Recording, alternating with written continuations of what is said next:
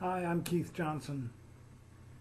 You know, I am amazed no matter how much I travel or how many places I speak or talk to people, I am amazed at how many people stop me and say, "Do you really believe that there's a God?" What is amazing to me is somebody doesn't believe. How can you not believe that God exists? When you go out your house and you go to get into your car, in your mind is not a question like, well, I wonder if anybody ever built this car, or how did it come to be? Is it possible that we believe a big explosion of some kind happened outside our house and created this car? Of course not. We know that in order for the car to work right, it has to have been put together by intelligence, an intelligent mind that knew what it was doing. And when any of that intelligence falls apart, we have to get our car fixed. But we don't go around asking, well, could this car have had a maker? We know the car had a maker. We know that somebody had to make the car.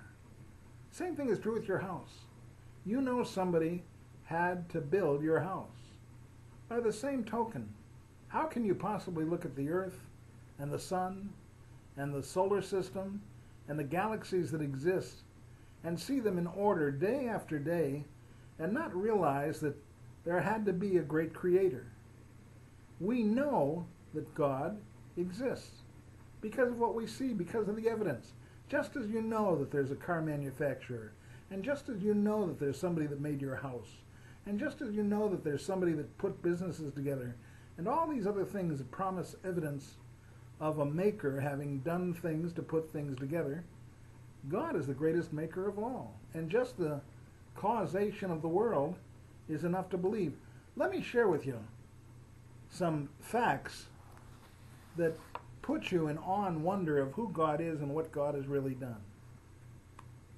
God's accuracy may be observed in the hatching of eggs, E-G-G-S. For example, eggs of the potato bug hatch in 7 days. Those of the canary, 14 days. And interestingly enough, these facts on the hatching of eggs, which are obviously planned and put together, are divided into days of 7. Now, I don't know why God has such an interest in the number 7, but he loves it.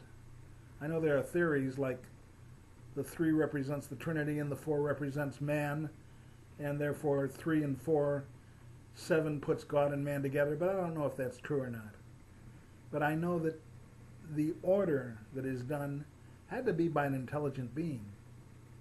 The eggs of the potato bug hatch in 7 days. The eggs of the canary, 14 days.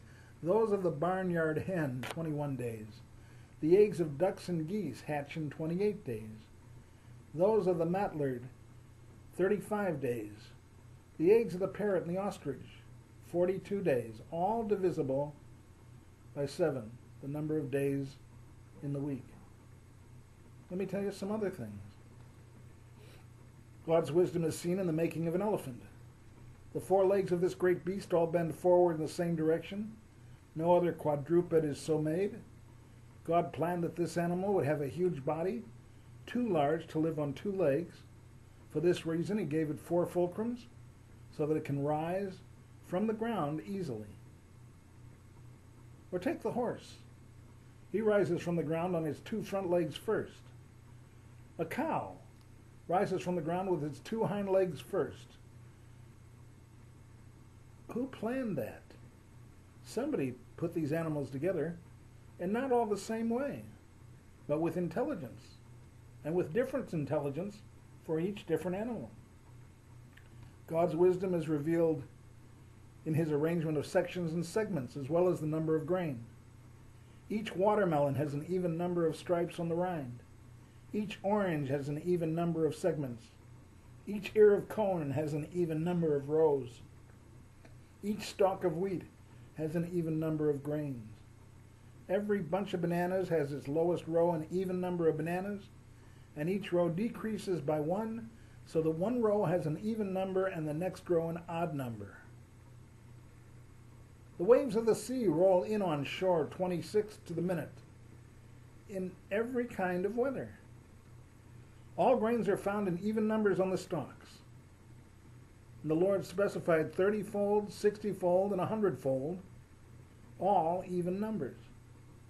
God caused the flower to blossom at certain specified times during the day, so that Linnaeus, the great botanist, once said that if he had a conservatory containing the right kind of soil, moisture, and temperature, he could tell the time of day or night by the flowers that were open and those that were closed.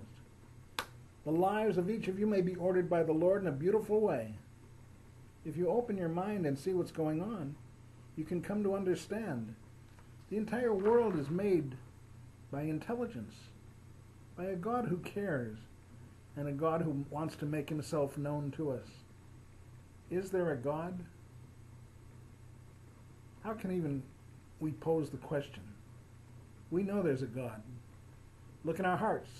We understand that there is a God, and our hearts tell us other things, like there is life after death, like there's a chance to understand God personally, and like there's an opportunity to come in contact with him even today. Is there a God? Look around you. Ask yourself that question once you've looked, and then share your answer with other people. Bring them to know God. God loves you. And if he hasn't had you tell him that you love him yet, you've caused him to be lonely. There is a God. He does love you, and he wants to take care of you. Give him a chance.